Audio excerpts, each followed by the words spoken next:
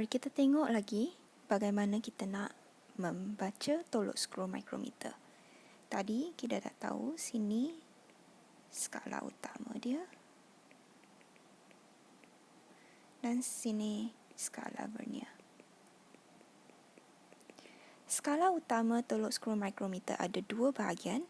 Dia ada bahagian di atas dan bahagian di bawah. Nampak tak? Yang atas tu sini, sini, sini. Dan bawah ni 1, 2, 3. Okey. Yang atasnya dia beritahu kita 1, 2, 3, 4.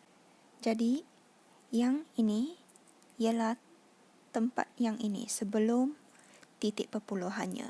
Jadi nombor yang di skala utama di bahagian atas dia bagikan kita angka yang pertama dalam bacaan tolok skru mikrometer.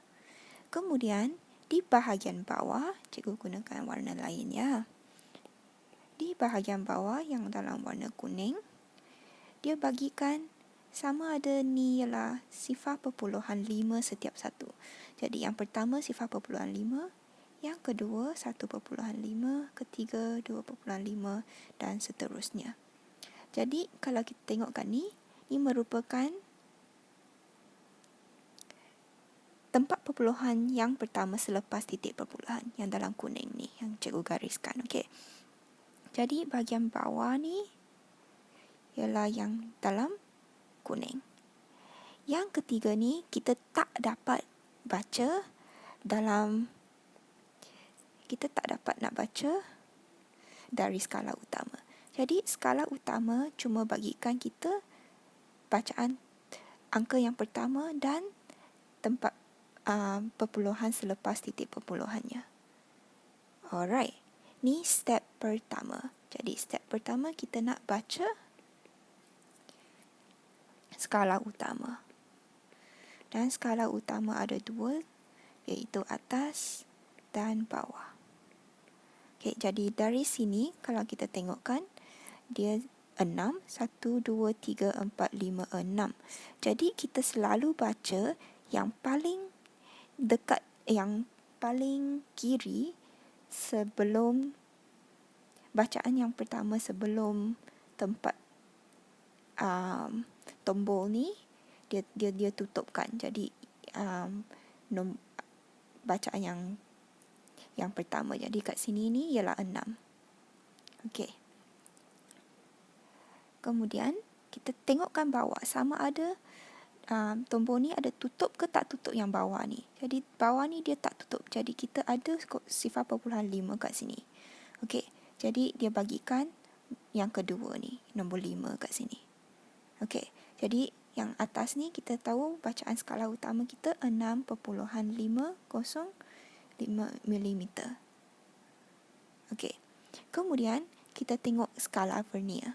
Skala vernier kita nak baca, cara kita nak baca ialah tengok garisan ni cikgu gunakan warna hijau. Okey. Garisan ini di mana dia menunjukkan bacaan kat tombol ni, ini merupakan bacaannya. Kalau kita tengokkan kat sini, dia bacakan di garisan yang ini. Okey.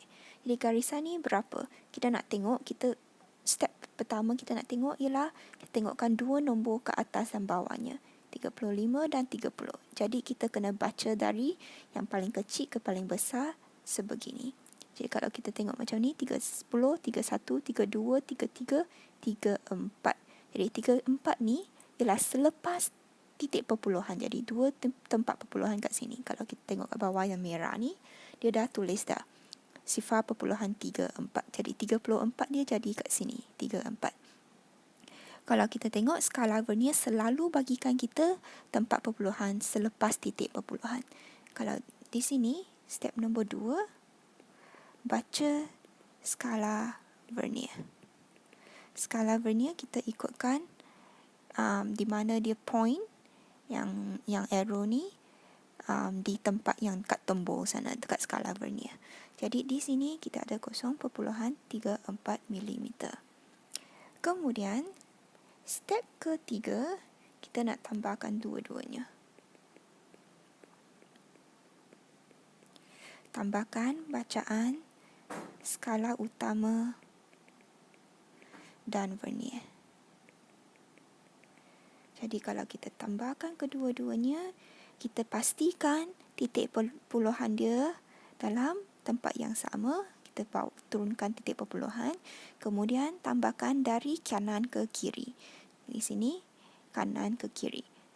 Dia pastikan dia unit dia sama, milimeter kat sini.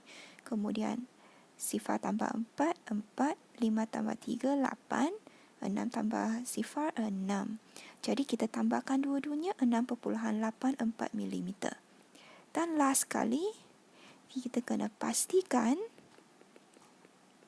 jawapan kita betul dengan unit yang betul. Pastikan unit betul tau. Kalau unit tu salah, dia memang salah. Namanya tolok skru micrometer sebab dia dapat baca sampai micrometer. Tetapi kalau kita guna tempat perpuluhan ni, kita hanya bacakan sampai milimeter. Sebab yang kalau kita tengokkan pertukaran unit, nanti kita akan belajar minggu depan, di sini merupakan micrometer.